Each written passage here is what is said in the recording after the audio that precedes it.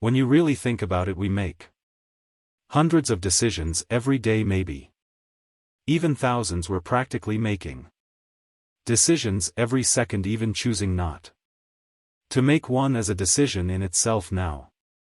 That's a brain twister. In Pama, CEO of Cognition Global Concepts, wrote a book called The Art of Achievement and Fulfillment: Fundamental Principles to Overcome Obstacles and Turn Dreams into Reality. In there he said many people fail in their career, business, and relationships, and others get stuck because of their inability to make quality decisions. Just because you can make a decision doesn't mean you should do so, at least not without really thinking it through. A life of bad decisions, no thank you. Good decision making skills are what all people want, which is why there are people like Nell Wolfhart, a decision-making coach who gets paid to help other people decide.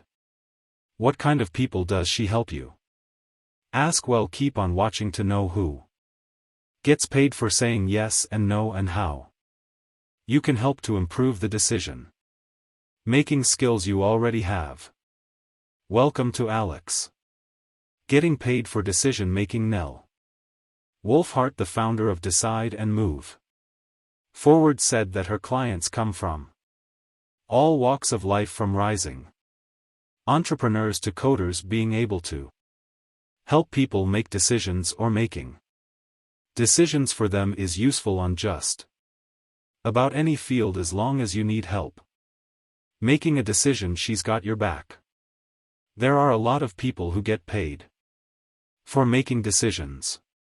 You might be one of them and just haven't noticed. Stephanie Shirley, a public relations professional and founder of Bennis Public Relations, was shocked to discover that people actually paid her to decide for them, something that she didn't initially think about until her husband pointed it out.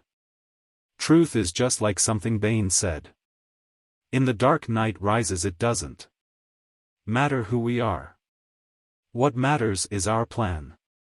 These people actually get paid for their planning and decision making rather than for who they are in a company, especially when there are high stakes involved. Now, on to the juicy part: who earns the big bucks just by saying yes or no? Well, we have CEOs, industry leaders, company executives, advisors, and people in the PR industry, just to name a few. They are leaders in their respective fields. Changes come based on what they want and decide to do. People depend on their decisions to make things run smoothly and easy for everybody, so of course they're going to get paid for that. Are you one of them? If you are, having your decisions matter big time must be kind of terrifying. It can be stressful to make decisions that can have huge repercussions. We get it, so let's talk about how to make your decision-making skills worth the bucks. Making good decisions. Now, making smart decisions in a timely manner can make or break your career.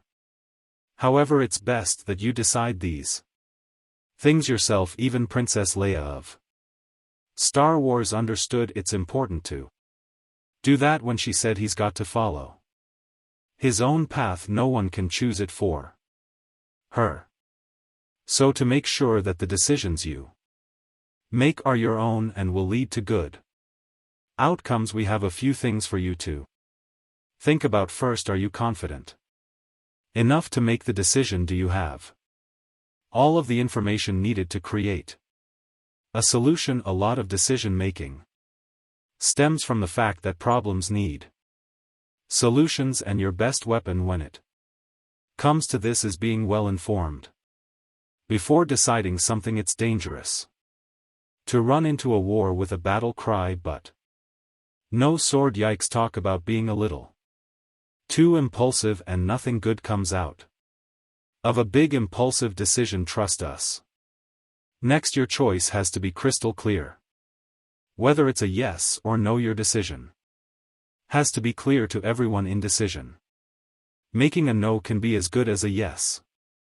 However, if a compromise can be settled, that's always the best way to go. A great way you can practice your decision making is by presenting your dilemma in a yes or no question, then answer the question based on all the facts you've gathered. It doesn't get simpler than that. Another way of being an effective decision maker is through listening to what others suggest. Decision making isn't just a you thing, it's definitely an us thing. It involves everyone in the company or organization, because the decisions of those in the top positions will have a rippling effect all the way down to the regular employees. Get on the ground level and gain insight from those who will be affected by the decision. This will create trust and start a good relationship between you and your peers. No matter what position you're in, consider the effect it'll have on everyone involved. Is your decision fair and just? Is it not self-serving? Is it along the lines of the company's values, vision and mission? These are questions that have to be answered when thinking about what it will be like for those who will be affected. It's also important you look at things objectively. This is because we all have a natural bias towards certain topics. We're human, we can't actually escape them. But since you have to make a decision that will affect everyone, that means you'll need to put yourself in everyone's shoes and see through everyone's eyes. And yes, we do mean it when we say everyone involved. Seeing others' points of view and how they'll be affected by your decision can help you to decide outside of your natural bias and help your final decision to be fairer and more objective. This also allows us to see things from the perspective of our clients and employees. A lot of times looking at things from their point of view can help us to find answers that we hadn't considered before. Having this superpower will allow you to steer them toward a decision that they'll be thankful for in the long run. Effective decision making doesn't only depend on numbers, though. You have to apply creativity too. In order to make an informed decision, you must have choices. These choices are based on the alternative options created from a good brainstorming session. Some of the best decisions are out of the box. They're the ones that have no expectations but definitely needs. Creative brainstorming can generate new ideas and stimulate everyone's neurons. So keep that storm surge going in your head to keep up a well-oiled brain. Okay. So after listing down all of the choices you have, it's a good idea to narrow them down until you find the best one. The power of deduction is, at the risk of sounding redundant, powerful indeed. Go get him, Sherlock. Most of the time making a decision requires sacrifice. Our men are alert from attack on Titan, said someone who can't sacrifice anything can't ever change anything, and that's true. Change comes with sacrifice, and if you want to change the world with your decisions, you definitely can, but you have to be ready to make them. The best way to do this is to make sure that no one else is harmed by your decision. However, if somebody will be, comfort them and make sure that their sacrifice is something that will not be glazed over.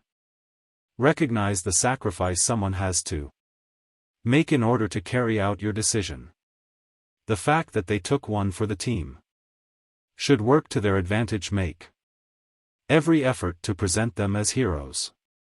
And lastly, just make the decision and follow through on it once you've gotten through all the preparations, tests, and consensus. It's time to actually make the decision. In their Harvard Business Review article, authors Jeffrey Pfeiffer, And Bob Sutton explained that in business, when confronted with a problem, people act as if discussing it, formulating decisions and hashing out plans for action are the same as actually fixing it. You can make plans for action all you want, but as long as you haven't acted upon it, the decision is yet to be made. So just make it effective. Leaders are more than just talk, they're doers. They